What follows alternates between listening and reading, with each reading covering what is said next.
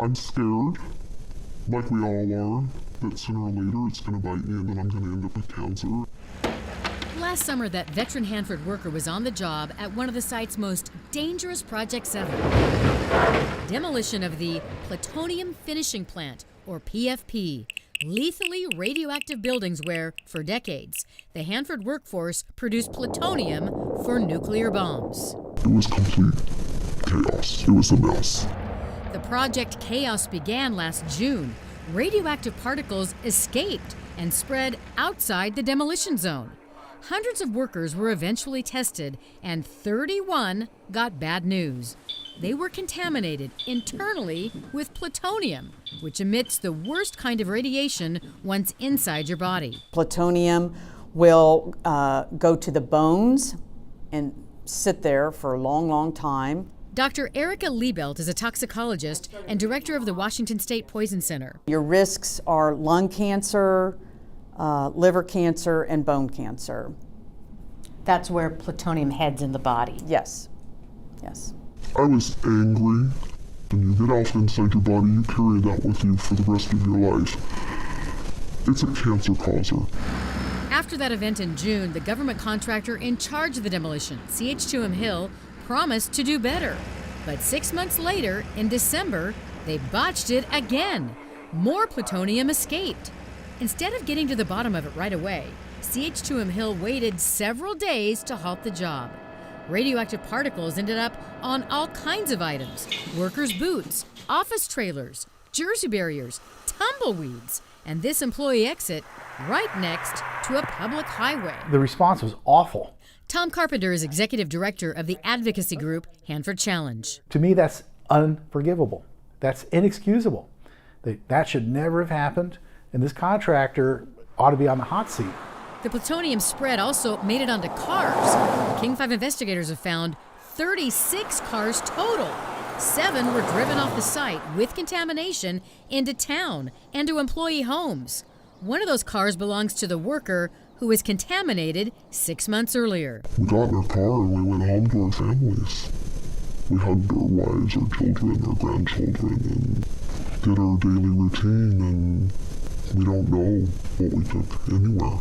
Workers on the site tell me they're not surprised this job was bungled. There was pressure from the top to get the job done ASAP, work faster, harder, and longer hours. And that leads to work getting sloppy. And this document obtained by the King 5 investigators may give a clue as to why. Hitting deadlines for the demolition job could bring CH2M Hill a bonus of up to $51 million. And if the project fell behind, they could end up losing roughly $147,000 a day. A lot of money on the line. What do they care about? Their money, their bonuses, that they make their deadline.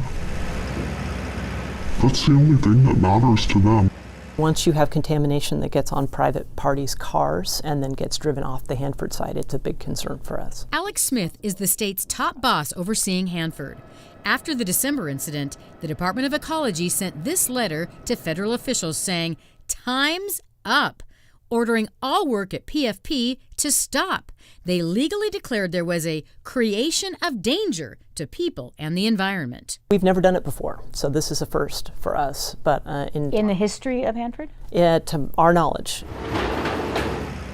King 5 has found the PFP job has created a record number of Hanford workers testing positive for internal contamination. Since June, that number is at 45. 45 people, with more results yet to come. It's beyond criminal. They don't care about what they're doing to anybody or anything. We feel like we do play a vital part in the cleanup. We shouldn't be so easily discarded or cast aside. So tonight, that project is shut down until the contractor can prove to the state that they can carry on safely. But the problem continues to grow. We just found out that last Thursday, testing found more plutonium on the steps of an office trailer where staff is working. Hanford officials declined to be interviewed, but they've repeatedly said that safety, not money, is their #1 priority. They also have said, and this, you guys, is controversial, that workers that have inhaled the plutonium, that basically they have the same dose of radiation as if they had an X-ray or got in an airplane and flew across the country.